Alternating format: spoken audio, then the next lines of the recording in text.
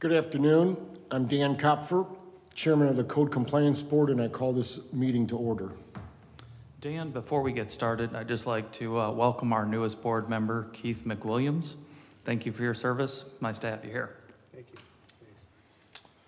The NSB Code Compliance Board of May 22nd, 2025. The procedures of the hearing are to provide due process to every respondent and the city in accordance with the Florida State Statute 162.073, which states formal rules of evidence shall not apply, but fundamental due process shall be observed and shall govern the proceeding.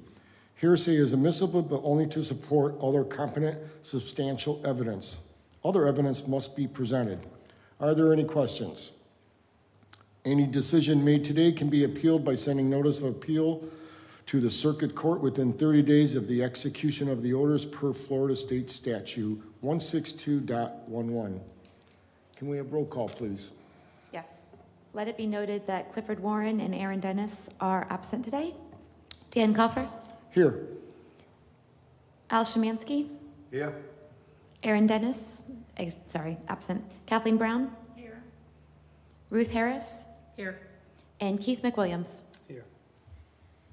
Does any board member have any disclosure of any ex parte communications? No. For the record, there are none. And did each member have a chance to approve the minutes of the April 17th, 2025 meetings? And if so, can I have a motion to accept? So move. I'll second. Dan Kopfer, Aye.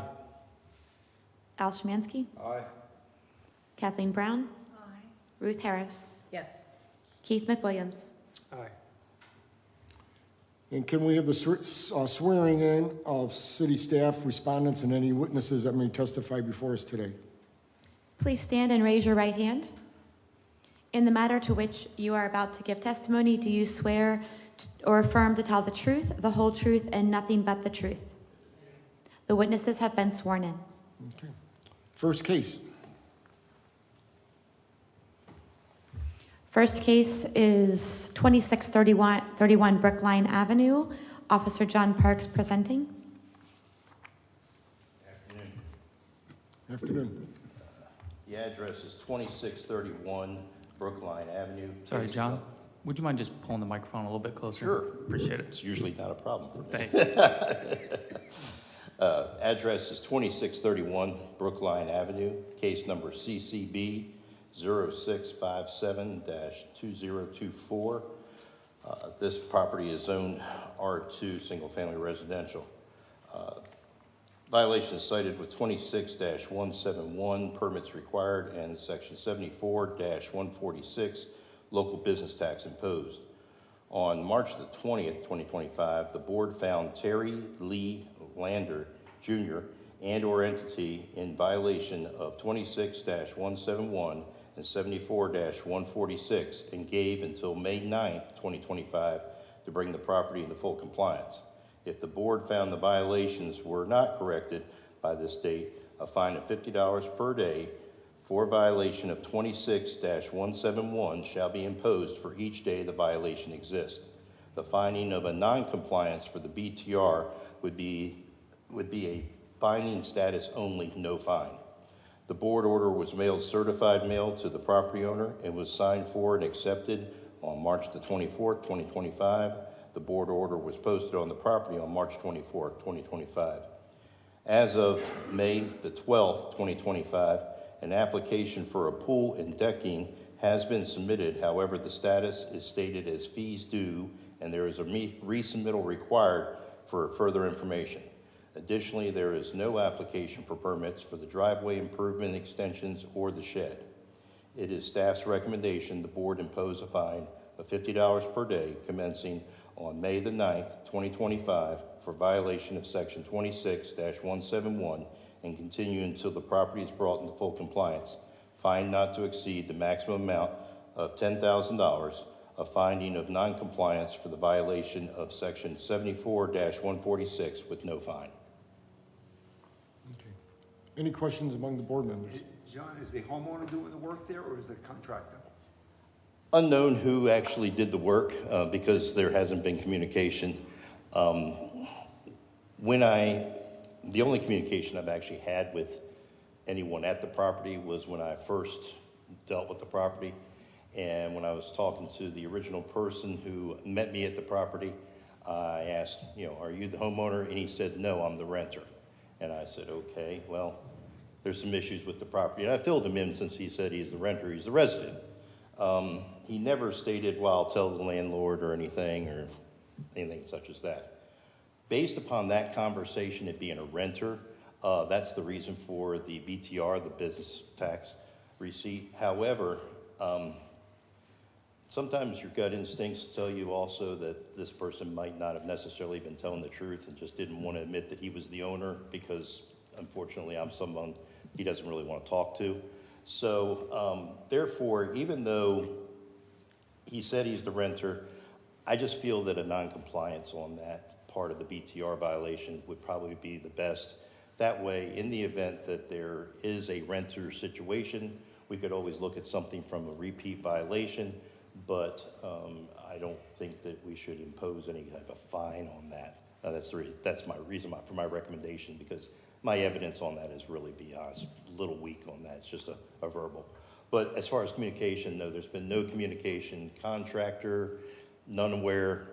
Like I said, there is an application in the system, but it's literally an application in the digital format only, and the next step would be paying the fees that are attached, and those fees have not been attached, and there's already been a resubmittal required put on in that. So as soon as the fees are paid, they still need to resubmit paperwork in order to get the permit rolling. So, and it's only for the pool and deck. It's not for the driveway extensions or the shed. Okay, thank you. Yep. You said mail was sent and signed for Mail was sent and signed for. by, We have to look at just a minute, and I'll see what the thank you. certified mail.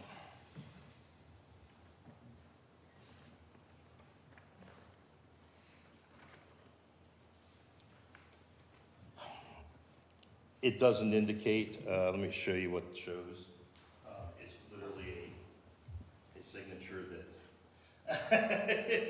it really doesn't It answers indicate my question, thank you. whether it could be the renter, it could Be a dog.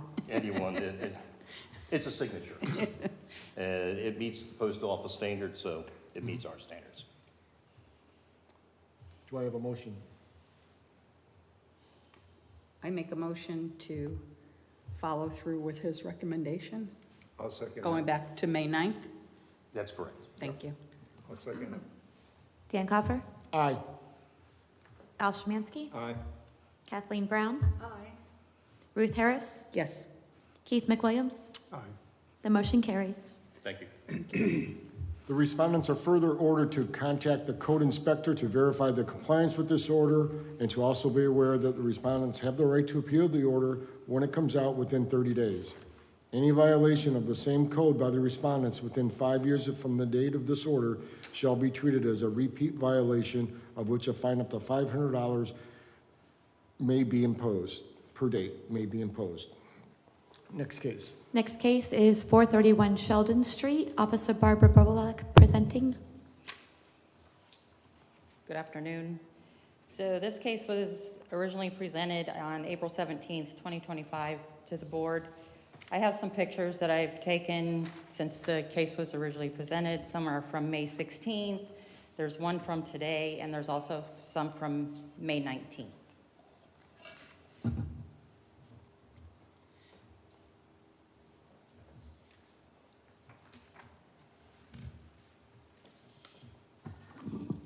On April 17th, 2025, the board found PGSR Holdings LLC and/or entity in violation of City Code Section 26.9.14.13 outdoor storage, 26.9.14.4 exterior windows and doors, 26.9.14.5 exterior attachments, 26.9.14.6 accessory improvements, 26.9.14.7 unoccupied structure security, 26.9.14.8 landscaping, 26.9.14.9 trash and debris, and section 66-36 subsections 2, 4, 2, 3, 4, 6, and 8.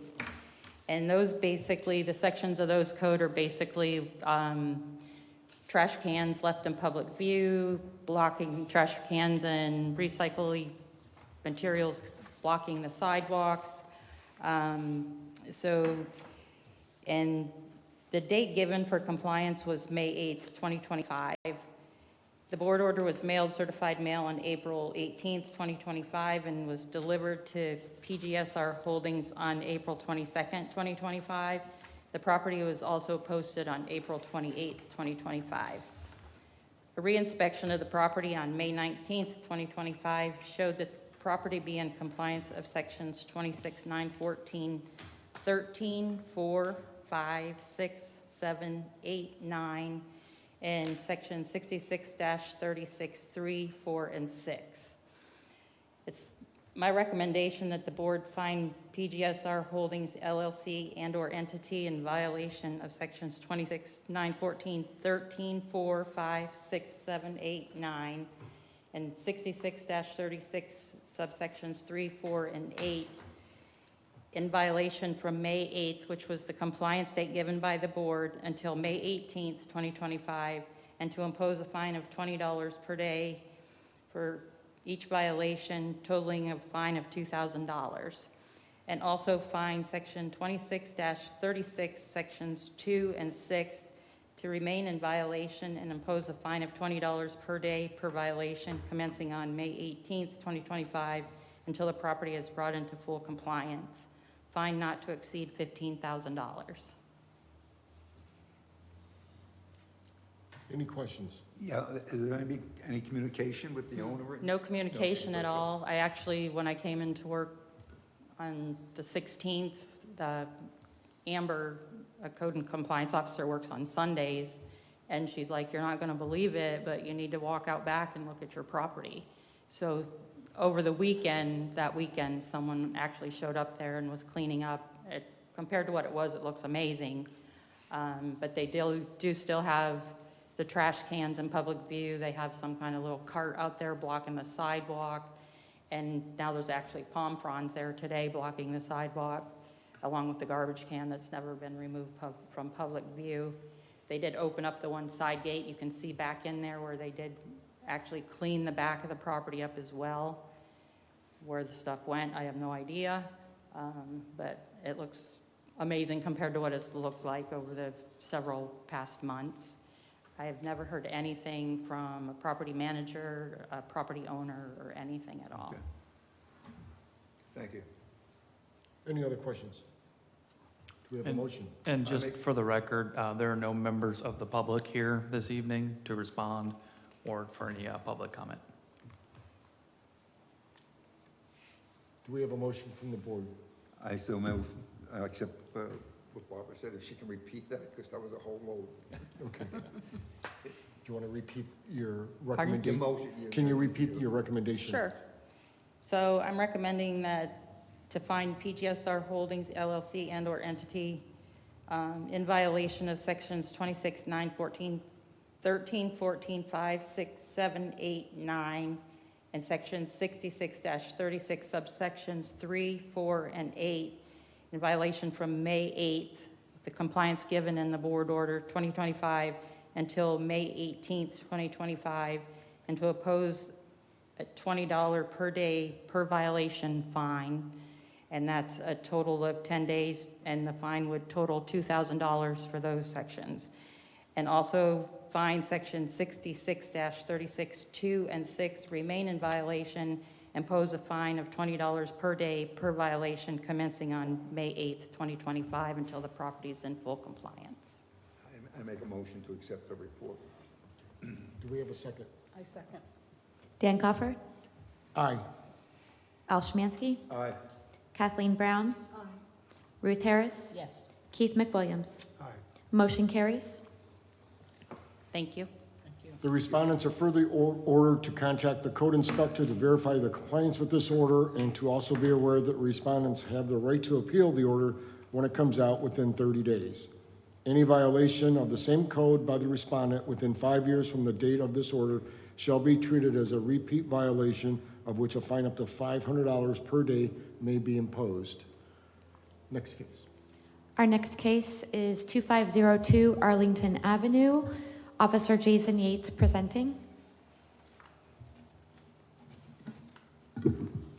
Good afternoon. This is case number CCB 0073-2025. On March 20th, 2025, the board found Robert Ayers and/or entity in violation of section 26-171A permits required and gave until May 8th, 2025 to bring the property into full compliance. If the board found that the violations were not corrected by this date, a fine of $50 a day shall be imposed for each day the violation exists. The board order was mailed certified mail to the property owner and was signed for and accepted on March 23rd, 2025 at 12:37 p.m. The board order was posted to the property on March 25th, 2025. To date, no permits have been applied for, even after multiple conversations with Mr. Robert Ayers. It's staff recommendation to the board to impose a fine of $50 a day commencing on May 8th, 2025, and continuing until the property is brought into full compliance. Fine not to exceed the maximum amount of $10,000. Any questions among the board members? Do we have a motion? So move, to accept the officer's report. Do we have a second? Dan Coffer, Aye. Al Szymanski, Aye. Kathleen Brown, Ruth Harris, Yes. Keith McWilliams. Aye.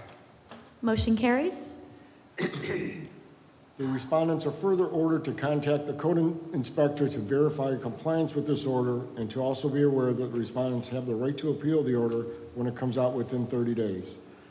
Any violation of the same code by the respondents within 5 years from the date of this order shall be treated as a repeat violation of which a fine up to $500 per day may be imposed. Next case. Thank you. Thank you. Our next case is new business. It's 999 B Street. Officer John Parks presenting.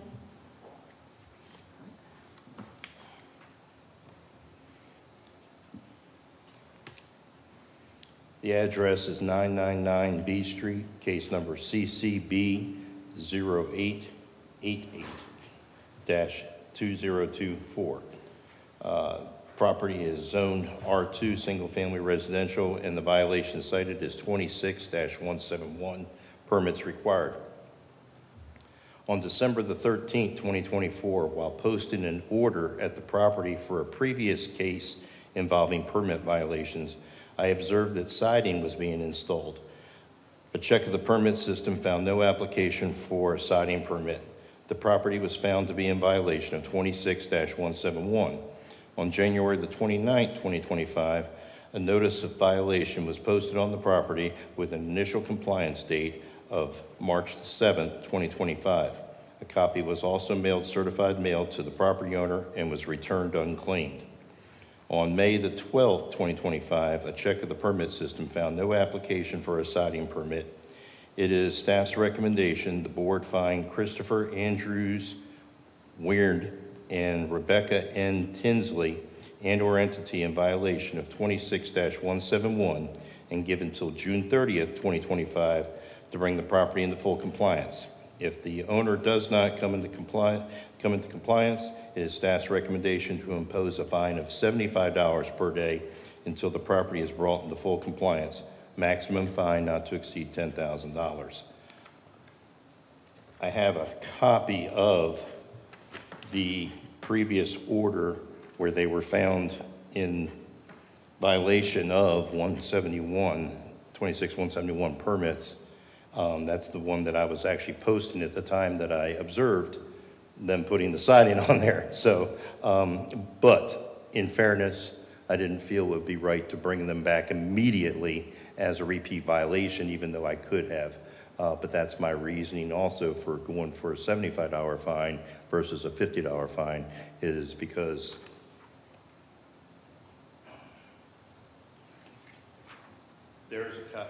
there's a copy of the board order of the case that I was posting at the time that I observed the violation. So I'm sorry to say, but my question is there something that they didn't understand the first time? So, did I hear you say that the compliance date was going to be June 30th? Again, I'm trying to give every reasonable effort, and you'll notice that a lot of my other cases that are involving building permits are giving that as a compliance date. So again, I'm trying not to signal them out or penalize them for previous situations. I'm trying to be fair across the board for all my recommendations, but my recommendation, as you know, is a lot of times for residential property that people are residing in is only $50 unless there's extenuating circumstances. This time, I believe that 75 would be a little bit more reasonable. The only to the reason I nature. asked that is because then June 30th, we don't have a July meeting, so then Exactly. we wouldn't see it till August. Well, June 30th, you'd actually see it in July. We don't have a hearing in June. Oh, is it June? Yeah. Okay, I Right, gotta yeah. mix up. June- Okay, No, I'm no sorry. problem, that's, I'm sorry. sometimes we get, yes, sir. And again, it would give, July 17th. it gives more time for someone to probably bring property in compliance, and that's our goal, is compliance. I And agree. you said, Go ahead. you said in compliance with the original thing, now you noticed other thing. Are they gonna bring everything into compliance at this time? You giving them a We're hopeful. Again, And it's we perfect. hope that we have already extended a lot of opportunities to people before we ever get to the point that we actually bring it to a hearing. Unfortunately, the hearing is one of those tools that we utilize for compliance when people have a tendency to be a little stubborn or have other situations going on. So again, we try to give benefit of the doubt and treat people as fairly as possible across the board. So that's the reason why. But the board is more than welcome to impose anything that they desire in these situations within, obviously, their limitations. Sure. But that just explains my mindset on it. Yes, ma'am. And if they don't, the July 17th meeting, we're going to go back to retroactive to June 30th, right? My recommendation would be that the compliance date is going to be June 30th. And in the event that there's still no application, no permit and everything, if I bring this back to the board, my recommendation at that point in time will be to impose that $75 fine beginning on June 30th. Do we have a motion? So move? Sorry, the motion to accept staff's recommendation? Yeah, okay, make a motion to accept the officer's recommendation. A second. Who was second? Sorry. Dan Coffer, Aye. Al Szymanski, Aye. Kathleen Brown, Aye. Ruth Harris, Yes. Keith McWilliams. Motion carries. The respondents are further ordered to contact the code inspector to verify compliance with this order and to also be aware that the respondents have the right to appeal the order when it comes out within 30 days.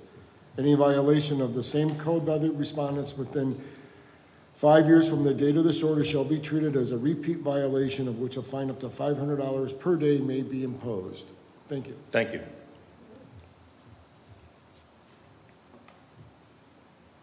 Next case. Next case is 1 Cunningham Drive.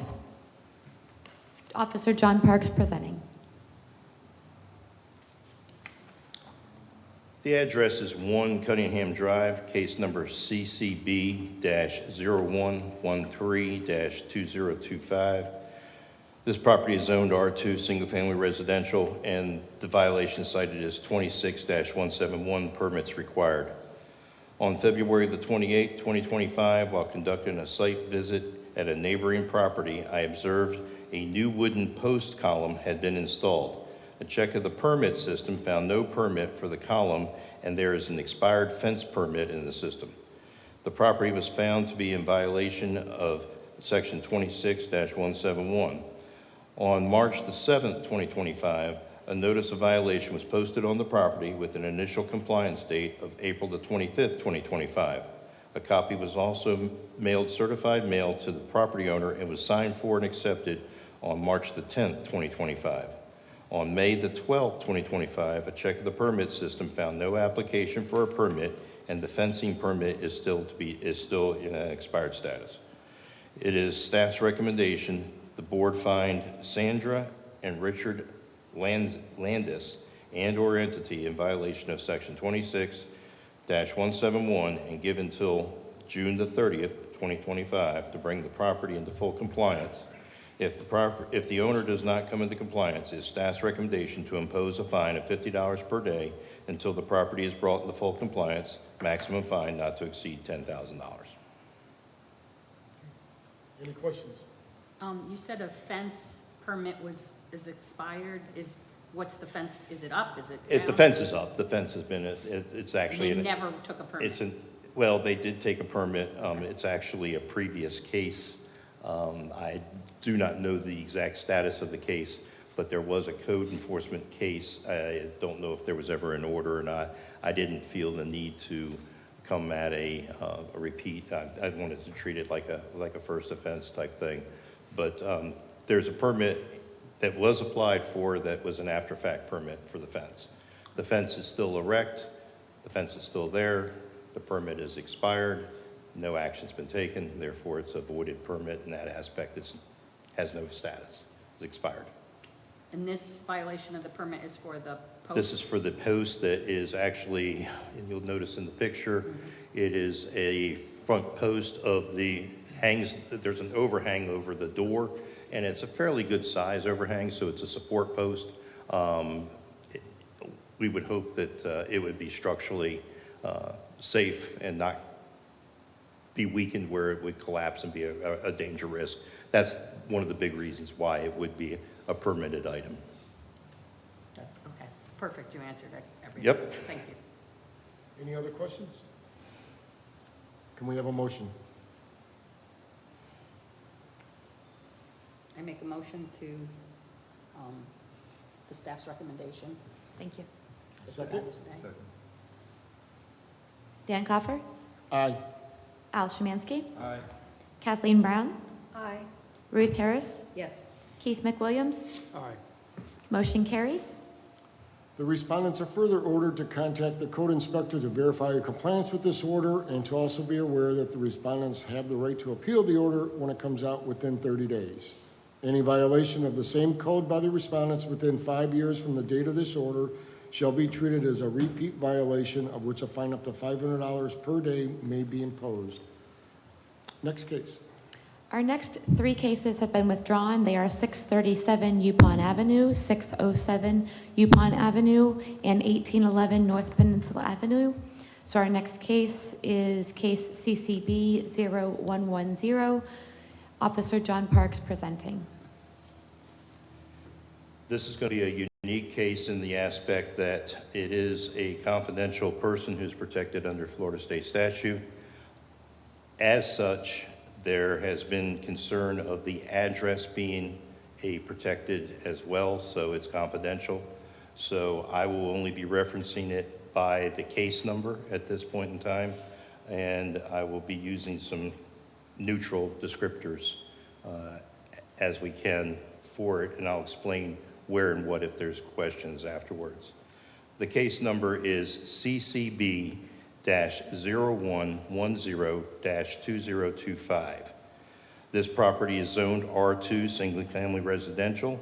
The violation cited is 74-146 local business tax imposed.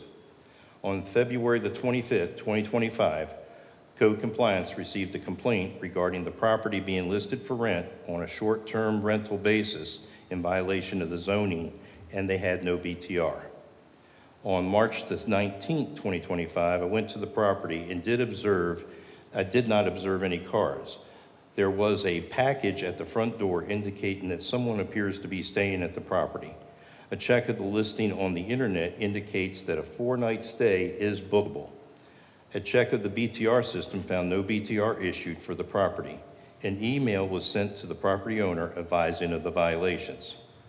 On April the 2nd, 2025, a notice of violation was posted on the property with an initial compliance date of April the 22nd, 2025. A copy was also mailed certified mail to the property owner and was marked return to sender. On several dates, internet bookings were started indicating that short-term rentals were available and that the property is being listed for rent. Emails have been sent to the property owner advising of the violations. Continued checks of the listings indicate each time that the property is rental property for rent. On May the 12th, 2025, another attempt was made that showed the listing active and indicated that the property is rental property with no BTR issued or applied for. It is staff's recommendation the board find Amber Hebert, also known as Amber Bear, and/or entity in violation of Section 74-146 and give until June the 30th, 2025 to bring the property into full compliance. If the owner does not come into compliance, it's staff's recommendation per Florida statute 205.053, a one-time fine of $250 be imposed for operating without a BTR. We're only looking at the BTR issue as the violation. Even though there was an appearance of short-term rentals, I don't feel that I have enough evidence at this time to present for short-term rental violations. That's the reason why that's not cited. That would be another case at another time. But there is clearly no BTR, and the property is being advertised on the internet for rent, and clearly the owner knows it and is defiant. Any questions from the board? Do we have a motion? I make a motion to accept the officer's recommendations. And could we just have the second It's like no verbally? one else is here. Where are you today? Dan Coffer, Aye. Al Szymanski, Aye. Kathleen Brown, Ruth Harris, Yes. Keith McWilliams. Aye. Motion carries. Thank you. Thank you. Thank you. The respondents are further ordered to contact the code inspector to verify the compliance with this order, and also be aware that respondents have the right to appeal the order when it comes out within 30 days. Any violation of the same code by the respondents within 5 years from the date of this order shall be treated as a repeat violation, of which a fine up to $500 per day may be imposed. Our next hearing date will be July 17th, 2025. Are there any discussion among the board members? Then I will adjourn the meeting then. Thank you. We can go home?